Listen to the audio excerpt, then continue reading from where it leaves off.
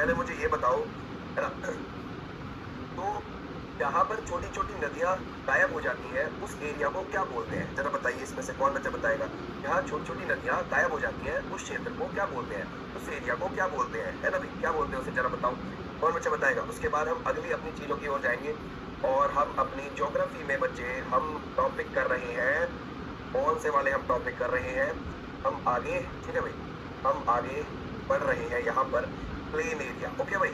हम इस plain area को देखेंगे, अपने मैदानी इलाके को देखेंगे, है ना भाई? क्योंकि हमने बहुत सारी चीजें पढ़ ली हैं। क्या बोलते हैं? भावर बोलते हैं। क्या बात है, ये तराई कौन लिख रहा था? ए भाई, तराई नहीं है ना? भाबर होगा। भाबर वाले बच्चे बिल्कुल ठीक, शाबाश, तुम तो होशियार हो गए। ए भाई, बहुत अच्छा आंसर है, ठीक है?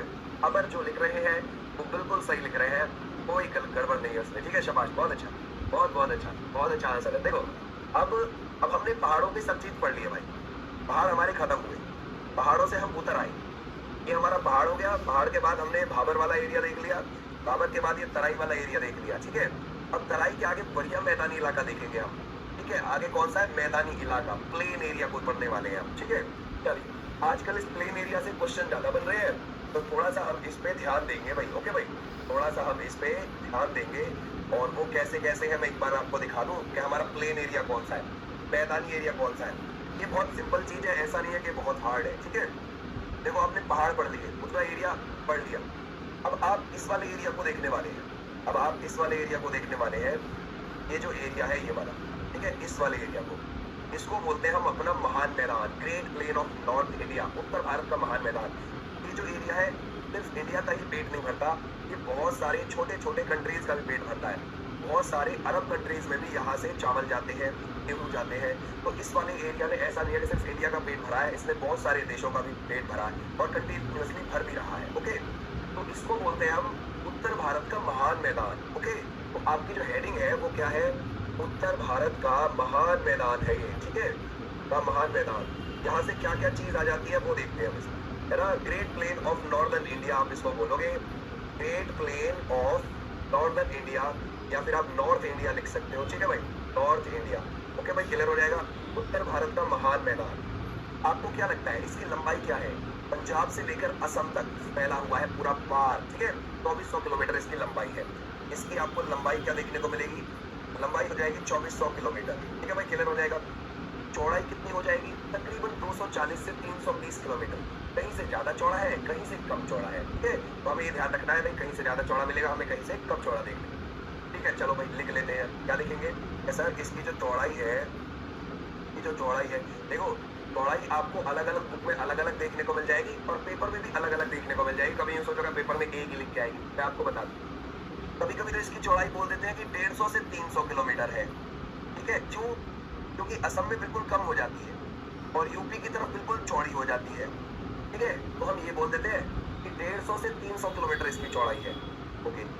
कभी कभी हम इसकी चौड़ाई पेपर में ऐसे भी बोल देता है हमसे कि 250-300 किलोमीटर चौड़ाई है।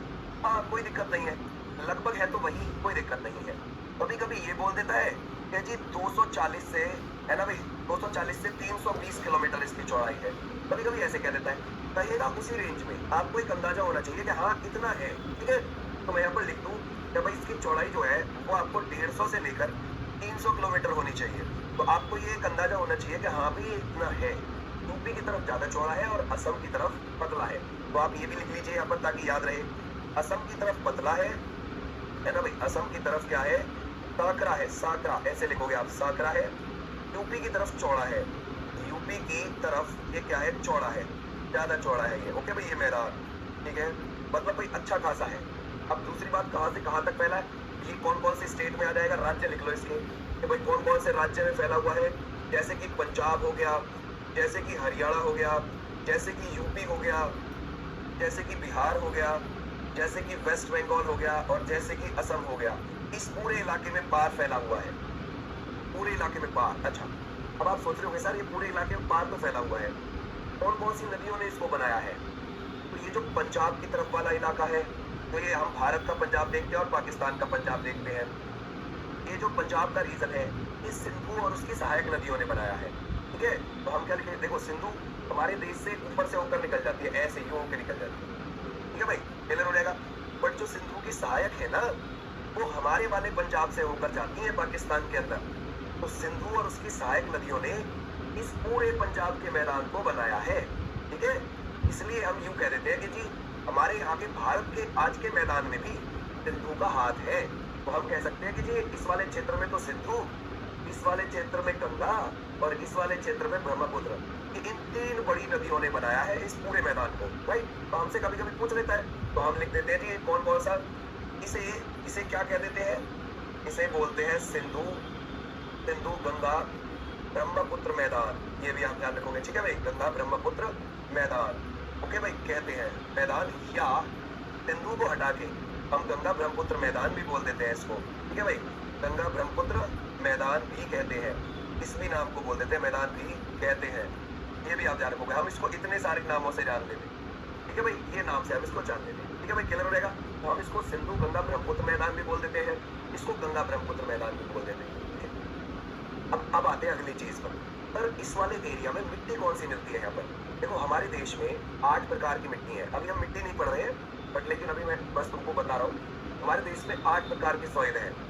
8 में से सबसे ज्यादा जलोढ़ मिलती है, 43% इकेली जलोढ़ मिट्टी है, एलिवेल सॉइल उसको इंग्लिश में बोलते हैं। तो इस वाले क्षेत्र में ऊपर जलोढ़ मिट्टी मिलती है हमें। ठीक है, और जलोढ़ अच्छी खासी उपजाऊ होती है, उसमें तुम गन्ना उगा सकते, गेहूं उगा सकते, चावल उगा सकते, दूध उगा सकते, पटसन उगा सकते, दाल उगा सकते, वो बढ़िया उगा सकते हैं, इसमें कोई दिक्कत वाली बात नहीं है। ठीक है भाई, ओके। तो इस मैदान में कौन सी मिट्टी मिलती है हमें, इस मैदान में हमें जो मिट्टी मिलेगी ऊपर वाले में, इस मैदान में मिट्टी जलोढ़ मिलती है। ओके भाई, ध्यान रखोगे, जलोढ़ मिलती है। ठीक है भाई, ध्यान रखोगे, जलोढ़ मिट्टी मिलती है, जलोढ़ मृदा मिलती है, एल्यूवियल सॉइल मिलती है। ओके भाई, एल्यूवियल सॉइल मिलती है, ऐसे आप ध्यान रखोगे, ये वाली सॉइल मिलती है। ठीक है जी, हमें पता हो गया कि हमें यहाँ पर एल्यूवियल सॉइल मिलती है। अगर आप मैप पर जाओगे ना, ये वाला इलाका अलग ही आपको दिखेगा, हरियाली भरा, कुछ अलग दिखेगा तुमको ये इलाका, समझिए। पूरा मैप हमारा भारत का अलग दिखेगा और ये इलाका कुछ अलग दिखेगा। ठीक है बच्चे, चलो मैं तुमको दिखाता हूँ एक बार, हम मैप पे जाकर हम इस वाले इलाके को कैसे देखते हैं। ये हमारा जो इलाका है वो कैसा दिखता है मैप पर। देखो देखो, अगर आप भारत का मैप देखोगे तो ये हमारा भारत का मैप है।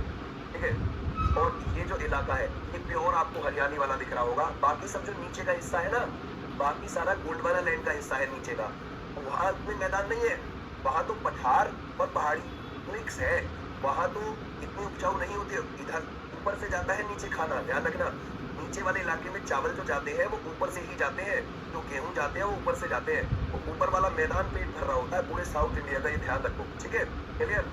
अब ये जो इलाका है, ये जो इलाका है ये है बच्चे, ये वाला, ये आप जो मैदान देख रहे हैं हरियाली वाला मैदान, वो ये है, और ये असम तक है पार ऐसे करके। ठीक है, हो जाएगा ये। ओके भाई, डन। ये ऐसा मैदान, इस मैदान में आप बांग्लादेश को भी ले सकते थे, लेकिन अब बांग्लादेश तो नया देश बन गया अलग, तो हम क्या करें भाई, उसकी तरफ क्या, वो उसका नहीं पढ़ेंगे, अब हम इसका पढ़ेंगे जो हमारे हिस्से में है। हालांकि इसमें पाकिस्तान वाला इलाका भी आ जाता है, ये साइड वाला मैदान का, लेकिन चला गया वो दूसरी तरफ, हम क्या कर सकते हैं। ओके, चल, तो ये आपने ध्यान रखना है इस वाले मैदान का कि हाँ भाई यहाँ पर हरियाली अच्छी खासी है, ये बहुत अच्छा मैदान है। अब आप सोचोगे सर ये मैदान बना कैसे है, ये मैदान बना, आपने याद है हमने ये पढ़ा था कि हिमालय कैसे बना।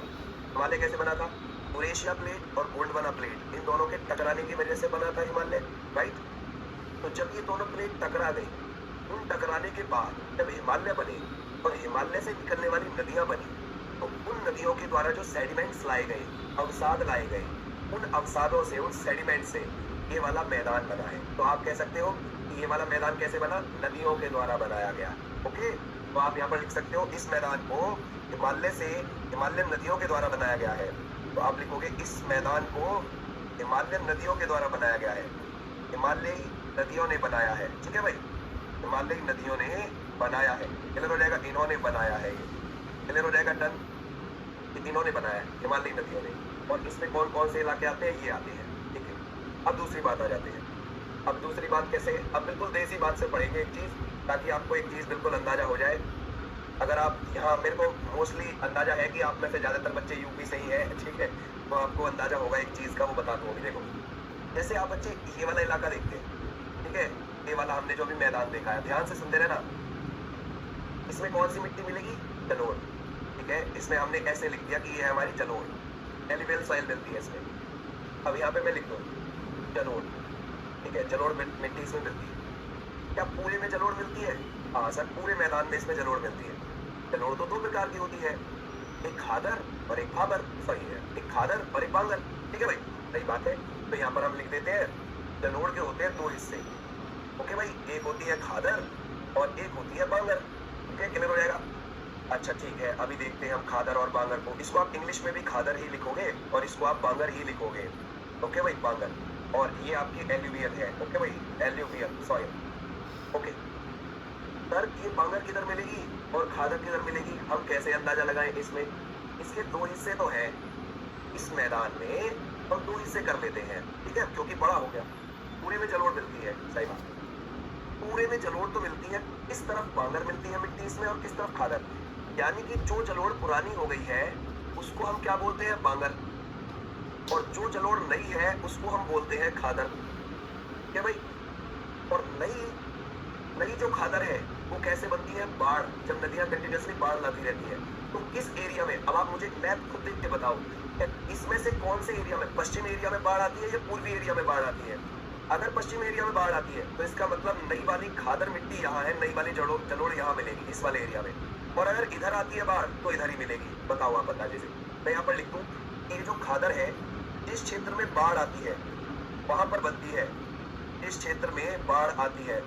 ओके बच्चे, क्लियर हो जाएगा। बाढ़ आती है, ये वाला बात ध्यान रखनी है। जिस क्षेत्र में बाढ़ आती है और जिस क्षेत्र में बाढ़ नहीं आती है उधर बांगर हो गई। जिस क्षेत्र में बाढ़ नहीं आती है, ओके बच्चे, बाढ़ नहीं आती, फ्लड नहीं आता है, नहीं आती, ठीक है भाई, उस एरिया में बांगर, पुरानी हो चुकी है मिट्टी। अब जरा मुझे बताओ कौन से एरिया में, थोड़ा बताओ। एक बच्चा कह रहा है, संगीता कह रही है कि वेस्ट में। ओके, किशन यादव बच्चा कहता है ईस्ट में। क्या बात है बच्चे।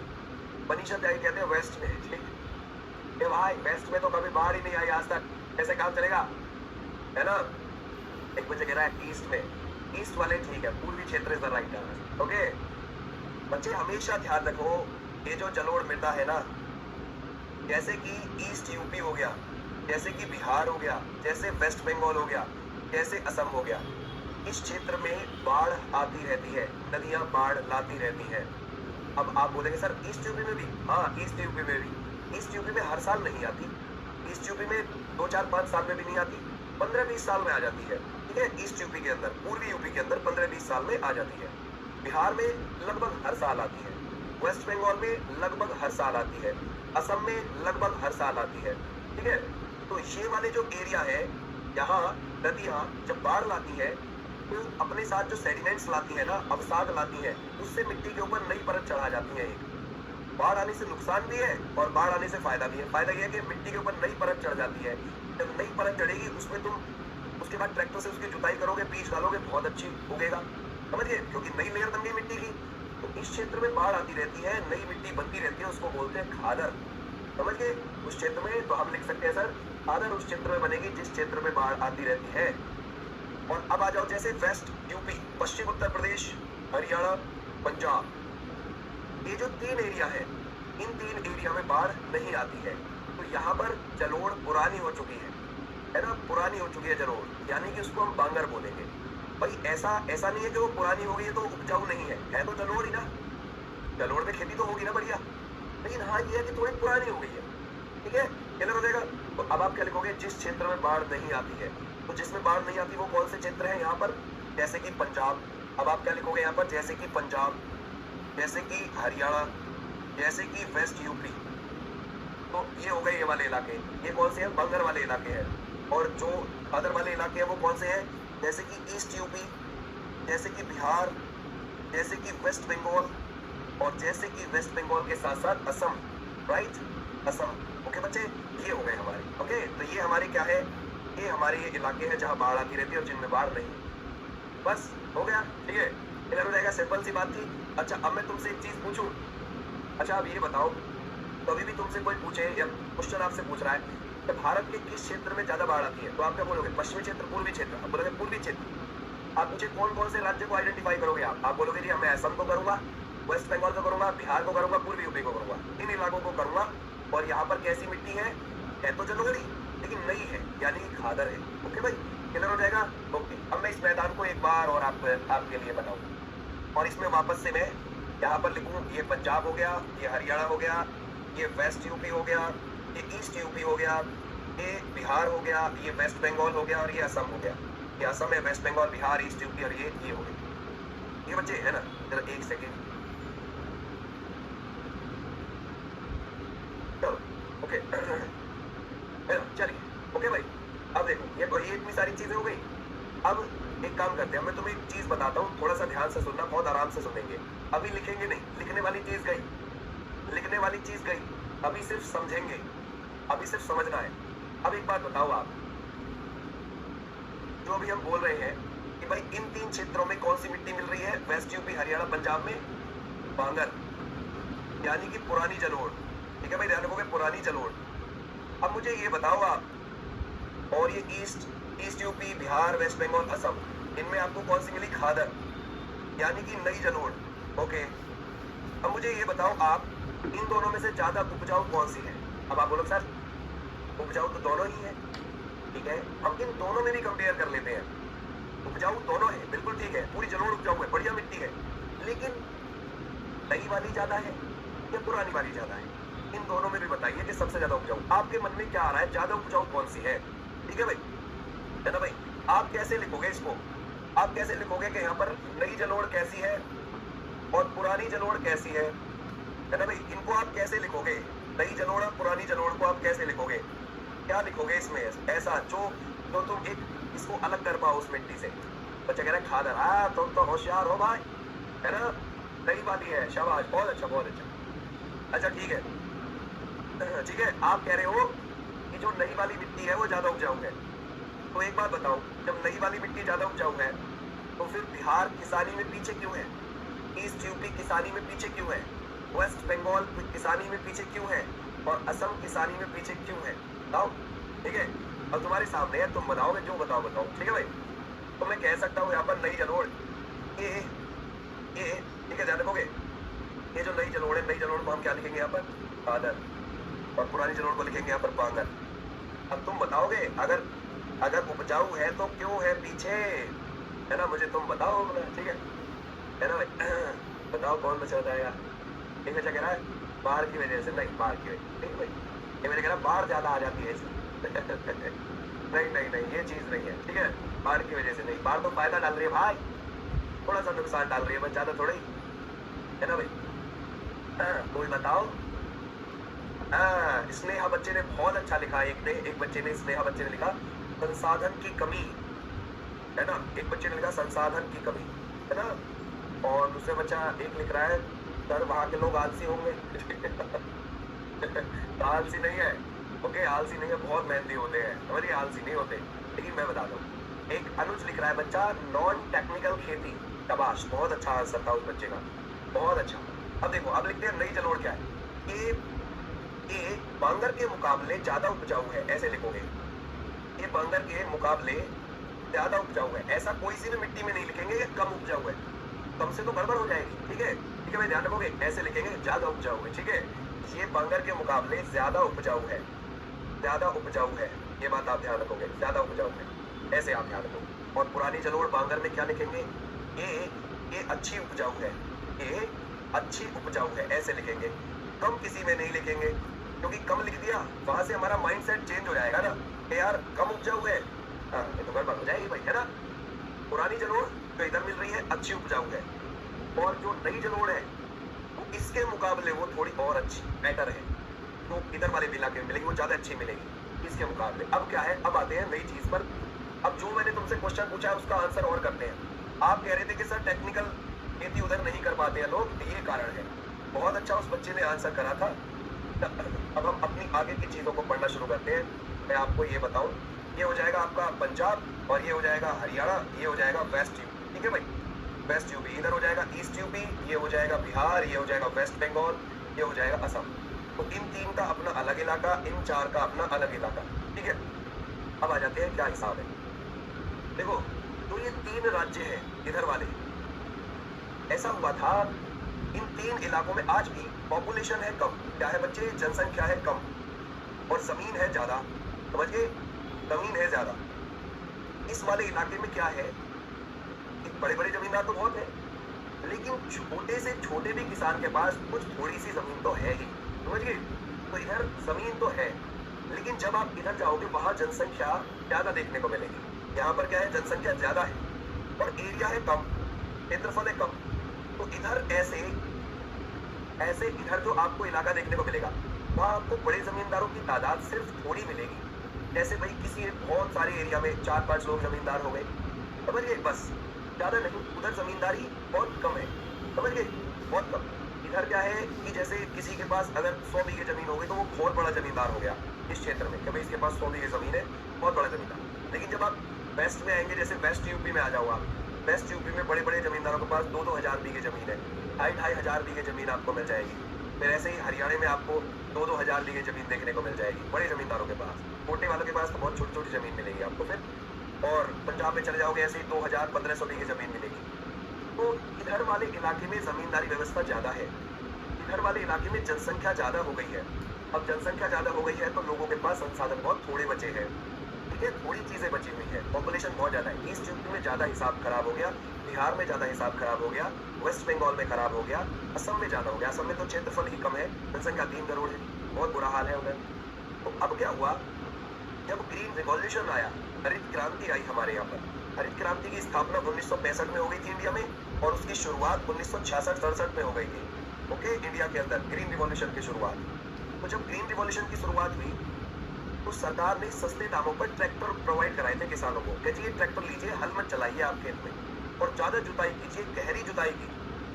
तो अब जो वेस्ट वाला जमींदार था, उसके पास बड़ी जमीनें हैं, वो आराम से ट्रैक्टर ले सकता है। जो ईस्ट वाला है वो क्या बोलेगा कि भाई मेरे पास 2-3 बीघे जमीन है, मैं ट्रैक्टर लेके क्या करूंगा, तो वो वहां से पिछड़ गया ईस्ट वाला किसान। फिर वेस्ट वाले को बोला सरकार ने कि आप अपने खेत में ट्यूबवेल लगवा लीजिए और आराम से पानी से भरिए उसे, वो बड़े इलाके को। तो वेस्ट वाले ने लगवा ली अपने यहाँ। लेकिन जब ईस्ट वाले की बात आई तो ईस्ट वाला बोला कि मेरे यहाँ तो जी थोड़ा ही है हिसाब किताब, मैं तो कुएं से निकाल के बैल से वैसे ही भर लूंगा, मैं क्या ट्यूबवेल लगवाऊंगा अपने यहाँ पर। फिर वो रह गया। तो जैसे इधर तो 100 लोगों ने ट्यूबवेल लगवाई अपने यहाँ, अलग अलग, उधर मुश्किल से 2 लोगों ने ही लगवाई। तो रेशो देख रहे हैं आप, अनुपात देख रहे हैं कितना कम होता चला गया। इधर फिर 100 लोगों ने लगवाई, उधर फिर 2 ही लोगों ने लगवाई। इधर फिर 100 लोगों ने ट्रैक्टर लिया, उधर सिर्फ 1 ही लोगों ने ट्रैक्टर लिया। तो ऐसे धीरे धीरे अनुपात पीछे होता चला गया। और ये जो ग्रीन रिवॉल्यूशन थी, इससे फायदा किस इलाके को हुआ, इस वाले इलाके को बहुत ज्यादा। वेस्ट का इलाका बहुत आगे निकलता चला गया, मॉडर्न फार्मिंग करता चला गया, और ईस्ट का इलाका धीरे धीरे पिछड़ने लगा। तो हमारे यहाँ ग्रीन रिवॉल्यूशन ने फायदा तो दिया किसानों को, अच्छा फायदा दिया, लेकिन छोटे और बड़े किसान में असमानताएं पैदा कर दी, समझ गए। तो हम कभी भी ग्रीन रिवॉल्यूशन को एक पॉजिटिव वे में भी देखते हैं, नेगेटिव वे में भी देखते हैं। पॉजिटिव ये कि जो बड़ा जमींदार था वो बहुत ही बड़ा बन गया, और जो छोटा किसान था वो बहुत ही छोटा बन गया, बहुत ज्यादा असमानताएं आती चली गई थी। राइट, क्लियर है। तो अब आगे चलते हैं दूसरी बात। ये वाले क्षेत्र में उत्पादन बढ़ा। आप बोलोगे सर उत्पादन क्यों बढ़ गया, प्रोडक्शन क्यों बढ़ गया? क्योंकि मिट्टी में दवाइयां ज्यादा डाली, केमिकल्स डाले। अगर आप धान लगा रहे हो तो उसमें कभी रिजेंट लग रहा है, कभी डाई बहुत ज्यादा तादाद में लग रही है, कभी जिंक लग रहा है, कभी स्प्रे हो रही है उस पर धान पर। तो मॉडर्न फार्मिंग नेक्स्ट लेवल पर निकली इस वाले क्षेत्र में, क्योंकि कैपेबल थे भाई, दवाई लगा सकते थे खेतों में आराम से, क्योंकि बड़ी जमीनें थी। लेकिन उधर वाला किसान क्या करेगा, उस हिसाब से मॉडर्न फार्मिंग नहीं करेगा, ठीक है। ध्यान रखना है हमें इन सारी चीजों का, कि सर उधर वाला इतना ही कर पाएगा, उस हिसाब से कैपेबल नहीं है। अब दूसरी बात, धीरे धीरे पिछड़ने लगा, उधर और ज्यादा तेजी से पॉपुलेशन बढ़ी, उधर बहुत तेजी से पॉपुलेशन बढ़ी, और आज भी पॉपुलेशन बढ़ रही है।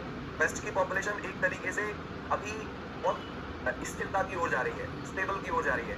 अगले 3 या 4 साल में आप देखोगे कि वेस्ट की पॉपुलेशन बिल्कुल थम गई और उल्टी चल गई, समझिए, उल्टी चलनी शुरू हो जाएगी पश्चिम की। पश्चिम उत्तर प्रदेश, हरियाणा, पंजाब, इसमें जनसंख्या डिक्लाइन की ओर जाएगी अगले 3-4 साल में, ये शुरू हो जाएगा। लेकिन ईस्ट में आज भी बढ़ रही है, ओके। अब दूसरी बात है, अब मान के चलो भाई, सीधी सी बात है। अब एक और चीज देखो, इसका ना प्रोसेस बड़ा लंबा है और टाइम है मेरे पास बड़ा कम, 2 मिनट और बच रही है, ठीक है। चलो अभी मैं एक और चीज तुम्हें बताता हूँ कि जब भी किसान आंदोलन होता है तो किसान आंदोलन में हमेशा ये वेस्ट वाले लोग ही क्यों होते हैं। मीन्स जैसे वेस्ट यूपी हो गया, हरियाणा हो गया और पंजाब हो गया, ये 3 ही क्यों होते हैं? क्योंकि यहाँ पर खेती एक धंधा है, खेती एक धंधा है, किसानी एक धंधा है। देखो जैसे हमारे पूरे देश भर में से एक आवाज आएगी कि जी बड़ा होके क्या बनेगा, तो हमारा पूरा देश क्या बोलेगा, जी मैं ये बनूंगा, मैं वो बनूंगा, ये बनूंगा। लेकिन जो इधर वाला बंदा है वो अपने दिमाग में उसके ये तो होता है कि उसको उसके पूर्वजों ने उसको जमीन दी है, तो उसके दिमाग में ये तो चीज है ही कि भाई मैं कुछ ना बनूंगा तो खेती करूंगा। समझ गए? आपने हर बार सुना होगा कि मैं कुछ नहीं बनूंगा तो मैं खेती करूंगा, अपनी पीढ़ी दर पीढ़ी वाली चीज आगे बढ़ाऊंगा। तो आपने इस वाले चित्र से ये ज्यादा चीज सुनी होगी। और इस वाले क्षेत्र की अगर बंदे की नौकरी ना भी लगी है, उसने नौकरी में कोई इंटरेस्ट ना दिखाया, तो वो जमीन के थ्रू सर्वाइव कर जाता है। लेकिन आपने बिहार और ईस्ट यूपी में देखा होगा कि बंदा बहुत लंबे समय तक पढ़ाई करता रहता है। जैसे 35 साल का भी हो गया तो वो बंदा पढ़ाई करेगा, क्योंकि उसे पता है कि मैं नौकरी से ही कुछ कर सकता हूँ, अपना घर की स्थिति बदल सकता हूँ नौकरी से ही, क्योंकि पीछे जमीन का बैकग्राउंड उतना नहीं है। जमीन सिर्फ उतनी ही है कि हम लोग साल भर में उसे खा सके, गेहूं वगैरह उगा सके। उसमें हम बेच नहीं सकते उधर। अगर हम बेचने जाएंगे तो घर के लिए नहीं बचेगा, उतनी जमीन नहीं है। ठीक है, तो आपने ये हमेशा सुनी होगी। तो वेस्ट वाले लोगों का किसानी धंधा है, और जब भी कोई छोटी छोटी किसान से जुड़ी हुई चीजें होती हैं, वो यहाँ बॉर्डर पे दिल्ली के आके बैठ जाते हैं और सरकार के खिलाफ धरना प्रदर्शन करते हैं। समझिए कि भाई हमें ये चीज बदलिए, ये चीज होनी चाहिए। तो फिर पूरा देश क्या बोलता है? पूरा देश ये बोलता है, अरे ये तो खालिस्तानी है, अरे ये तो आतंकवादी है, इनको मारो, इनको ये करो। एक बात बताओ, अगर अभी सरकार किसी सरकारी नौकरी वाली एक डिपार्टमेंट में कुछ गलत स्कीम लागू कर दे, तो क्या वो डिपार्टमेंट सड़क पे नहीं आएगा? आएगा, वो बोलेगा कि मेरे खिलाफ ये गलती हो गई है, इसको आप ठीक कीजिए। तो ऐसे ही इन वाले किसानों को बहुत फर्क पड़ता है छोटी छोटी सी चीजों को, कि भाई आपने ये गलत किया है, इसे ठीक कीजिए। अब जो पूरा देश है वो इस चीज को समझ नहीं पाता कि यार ये लोग किसान इतने बड़े कैसे हैं। अब उनको नॉलेज होनी चाहिए कि यहाँ पे किसान कैसे बड़े हैं, क्योंकि यहाँ जमींदार ज्यादा है। तो यहाँ छोटी सी चीज से फर्क पड़ता है। तो जो इस क्षेत्र में लागू होती है चीजें, वो पूरे देश को इफेक्ट डालती है। समझ गए? चलो, ये थी तुम्हारी चीज। अब मैं मिलूंगा कल इस वाले सेशन में। कल हम इसको आगे कंटिन्यू करेंगे, ठीक है?